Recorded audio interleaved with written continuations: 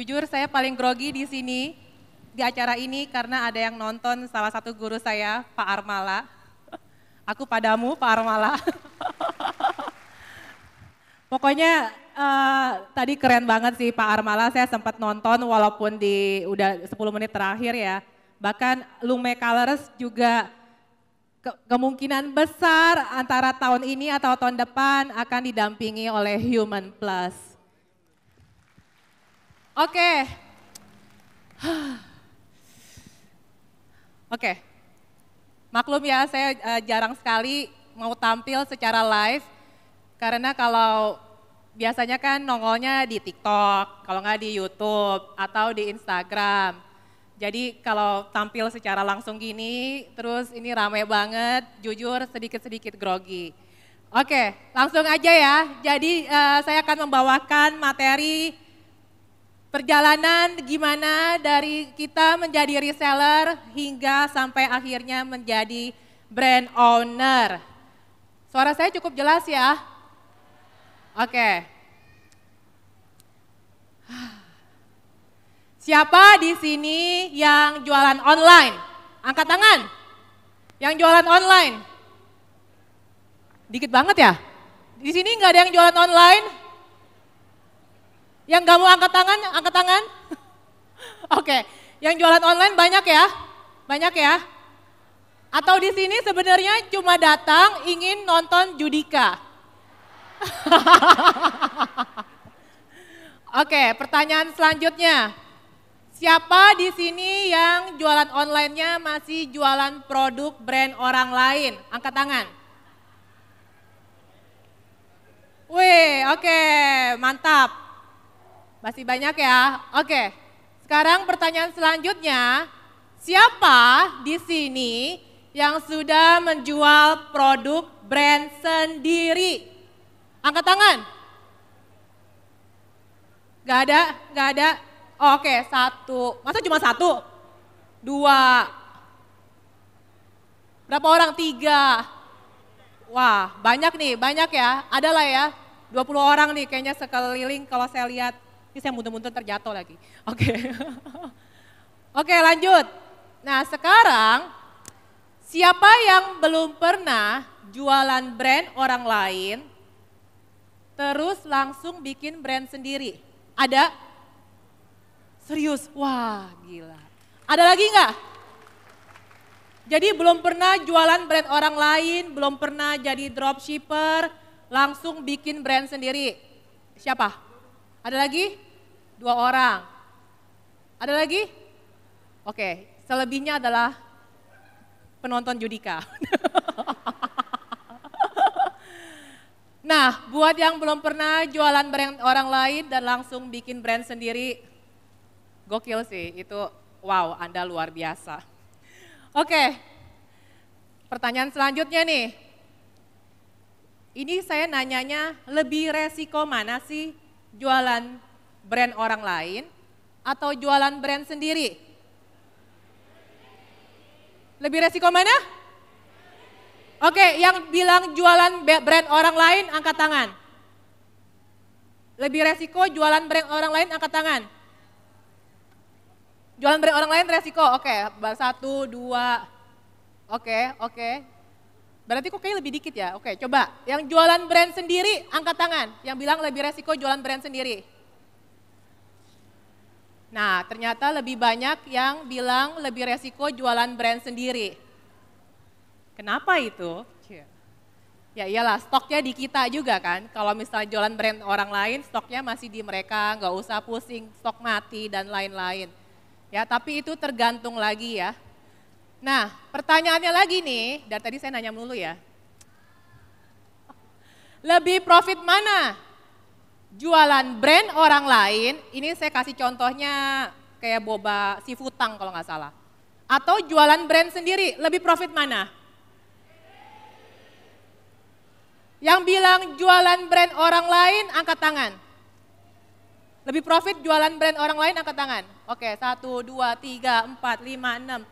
Oke, yang bilang lebih profit jualan brand sendiri, angkat tangan.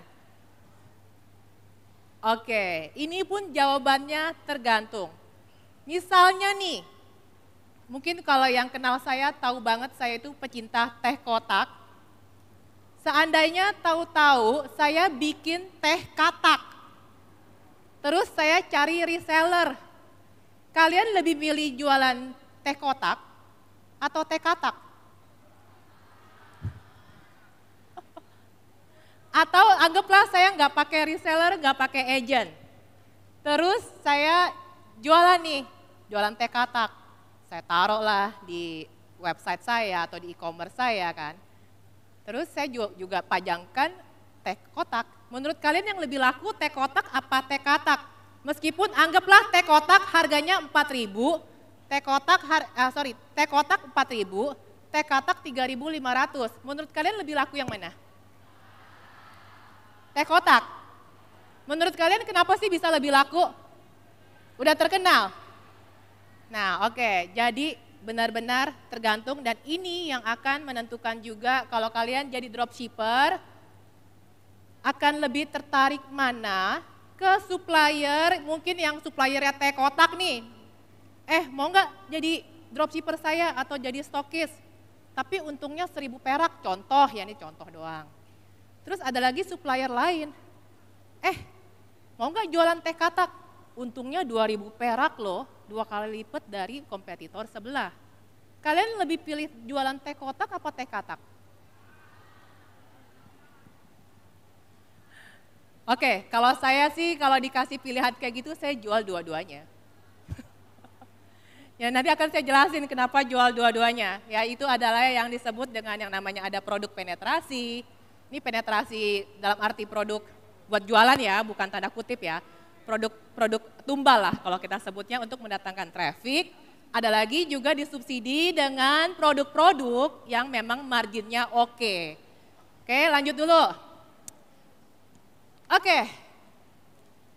Sekarang ini biasalah saya selalu ngomongin ini dan bahkan pernah saya bicarakan juga waktu awal-awal saya main TikTok. Jadi 4 tahapan pertumbuhan bisnis online. Biasanya saya, kalaupun nanti anak saya mau berbisnis, anggaplah saya punya duit buat modalin dia bikin bisnis sendiri. Misalnya, mami aku mau dong jualan apalah, misalnya jualan kosmetik. Gak mungkin saya langsung kasih dia duit buat bikin ke pabrik, bikin kosmetik sendiri. Saya nggak akan kasih kayak gitu, saya pasti bilang, lo dropship dulu, jualin dulu tuh brand-brand yang lain. Kenapa sih kita mesti memulai dari dropship dulu? Ini anyway bisa juga apa yang saya utarakan mungkin ada yang tidak sependapat. Karena saya hanya menceritakan yang menurut saya flow-nya itu meminimalkan resiko seminimal-minimalnya. Oke? Dengan kita menjadi dropshipper, masih jualan brand orang lain. Kalau dropshipper stoknya ada di kita atau ada di supplier? Oke, udah paham ya arti dropshipper ya? Bukan artinya kapal jatuh ya, dropshipper, stok masih di supplier. Jadi kita jualan ke orang, kalau laku baru supplier kirim ke orang tersebut. Dengan menjadi dropshipper, minimal yang pertama, kita bisa jualan berbagai macam produk dari berbagai macam supplier. Tidak ada ikatan toh, kita cuma jadi dropshipper, ya kan? Dan dari situ yang keuntungan pertama produk knowledge-nya. Kita jadi tahu dong, oh dari jualan misalnya kosmetik nih ya, brand A, B, C, D, E, F, G, yang paling laris adalah brand A dan brand C. Brand A dan brand C, di dalam brand itu yang paling laris ternyata foundationnya, lipstiknya. Sementara di brand D, ternyata yang paling laris sunscreen-nya atau buat ya apalah. Dari situ kita udah tahu, ya kan? Terus juga kita pun juga tahu kendala-kendalanya apa pada saat jualan itu. Karena produk masih di supplier dikirim langsung ke customer, tahu-tahu customer bilang, kok ini pengirimannya pas nyampe ke saya bocor. Oh ternyata kalau kemasannya seperti itu berbahaya nih, bikin bocor, ya kan? Atau penolakan customer misalnya. Ini bisa nggak sih sunscreen-nya saya mau yang SPF-nya di atas 30, SPF-nya 50. akhirnya kita jadi tahu, oh ternyata rata-rata customer lebih menyukai yang SPF-nya paling tinggi kalau untuk bla bla bla bla. Dan yang bisa digunakan sebelum menggunakan make up. Ini gue jamin yang cowok-cowok pada nggak ngerti. Maaf ya. Oke, nah jadi produk knowledge ya, kita jadi tahu kendalanya, kita tahu mana produk yang paling laku, kategorinya apa, kita juga tahu kapasitas kita ketika jualan, oh ternyata saya lebih nyaman menjual produk kosmetik ketimbang produk aksesoris atau ketimbang produk yang pakaian, seperti itu. Dan juga yang kedua, kita jadi mengetahui kapasitas diri. Yang namanya dropshipper biasanya belum memiliki karyawan. Minimal karena masih kita yang handle sendirian, masih jadi Superman, kita udah pernah melalui proses mulai dari cara packing yang bagus, misalnya kalau misalnya kita ada packing sendiri ya, atau cara jawabin customer, oh kalau customer nanya barangnya ready nggak, jawabannya apa ya biar dia bisa beli lebih banyak. Kemudian kita juga jadi tahu, oh dalam sehari kalau saya kerja 8 jam, rata-rata tuh ada 20 customer nanya-nanya, dari 20 customer kalau saya yang ngeladenin sendiri, itu setidaknya 10 orang closing, berarti 50%. Itu kan adalah data. Data itu penting banget ketika kita memulai bisnis. Kemudian juga tadi kendala-kendala juga kita akhirnya tahu, ya kan?